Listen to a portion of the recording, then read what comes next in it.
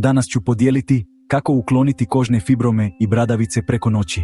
Sada ponekad to može potrajati nekoliko dana do otprilike 2 tjedna, ali primijetit ćete značajno smanjenje fibroma ili bradavice svaki put kada primijenite ovaj lijek.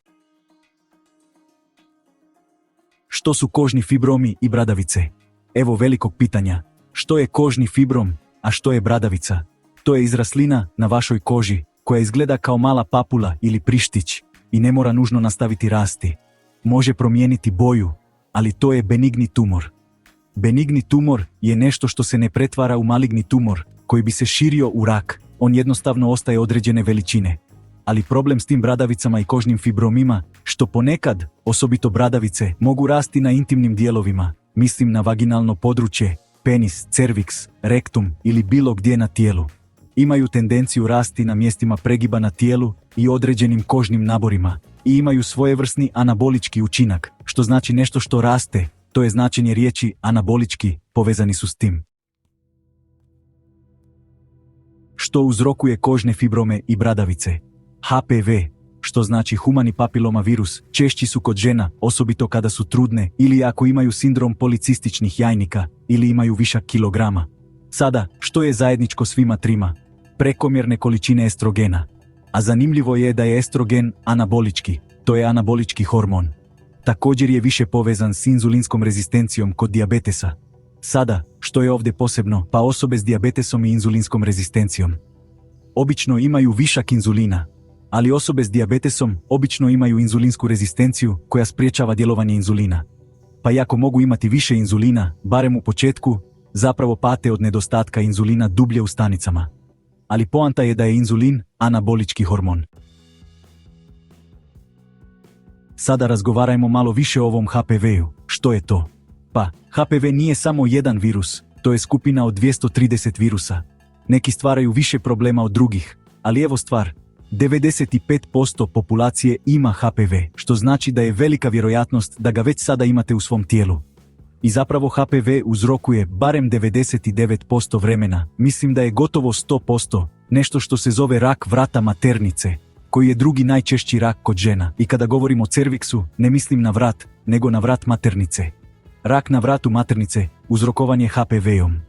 Sada, kako HPV utječe na kožni fibrom ili bradavicu?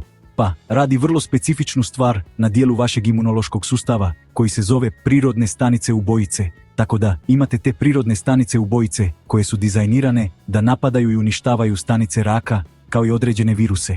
A HPV ima lukavu strategiju slabljenja vaših prirodnih stanica ubojica, vaše obrane protiv virusa i raka. Ali postoje i druge stvari koje također slabe ove stanice: stres, ozljeda, trauma, žalovanje, odnosno tuga ili gubitak voljene osobe, operacija, također nedostatak nutrijenata, osobito nizak cink i vitamin D. Zapravo, osobe koje imaju aktivnu pojavu HPV-a gotovo uvijek imaju nedostatak vitamina D. I mislim da je razlog tome, a ovo je samo moja pretpostavka, taj što HPV i drugi virusi imaju još jednu strategiju blokiranja ili smanjenja vašeg receptora za vitamin D, čime slabe vaš imunološki sustav kako bi mogli postojati, živjeti i širiti se. Također, kronična upala može oslabiti prirodne stanice ubojice, kao i starenje. Pa, iako 95% populacije ima ovaj virus, zašto onda svi nemaju kožne fibrome i bradavice? I zašto neke žene, a ne sve, dobiju rak vrata maternice? Pa, mislim da sve ovisi o tome koliko stresa, traume, gubitka, operacija, koliko nedostatka vitamina ili mikronutrijenata osoba ima, ili koliko upale ima, koliko je stara, koliko ima inzulinsku rezistenciju. Što je veća količina tih faktora, to je veća vjerojatnost da će osoba imati ove kožne fibrome ili bradavice.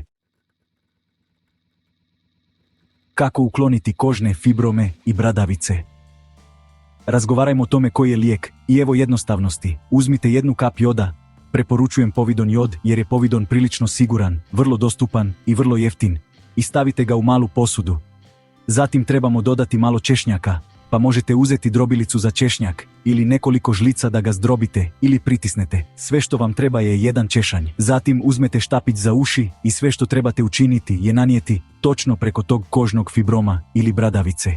Zatim stavite flaster preko toga i ponavljajte to svaki dan dok potpuno ne nestane. Najbolji prirodni lijek za HPV. Dodat ću još jednu stvar i ovo će biti nevjerojatno jer sam pronašao nešto što je izuzetno učinkovito za uklanjanje HPV-a.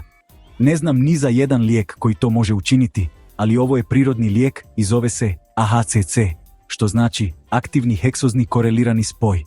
Postoji više od 100 studija, uključujući randomizirana kontrolirana ispitivanja. Uglavnom mislim da su u Japanu, a ne u Americi. Ovo je vrlo istraženo i ono što radi jest značajno povećava učinkovitost prirodnih stanica ubojica. Ponovno uspostavlja snagu vašeg vlastitog imunološkog sustava, što je odlično jer praktički nema nuspojava i na taj način vaše tijelo može ukloniti ovaj virus. Također, jača autonomni živčani sustav i simpatički i parasimpatički. Pa kombinacija jedne kapi joda i jedne kapi češnjaka sa AHCC mislim da bi bila savršen lijek, ne samo za uklanjanje ovoga, nego i za rješavanje dubljeg uzroka, kao i jačanje odgovora na stres, kako bi vas dodatno zaštitilo i ojačalo vaš imunološki sustav u budućnosti. Hvala na pažnji, pretplatite se na kanal.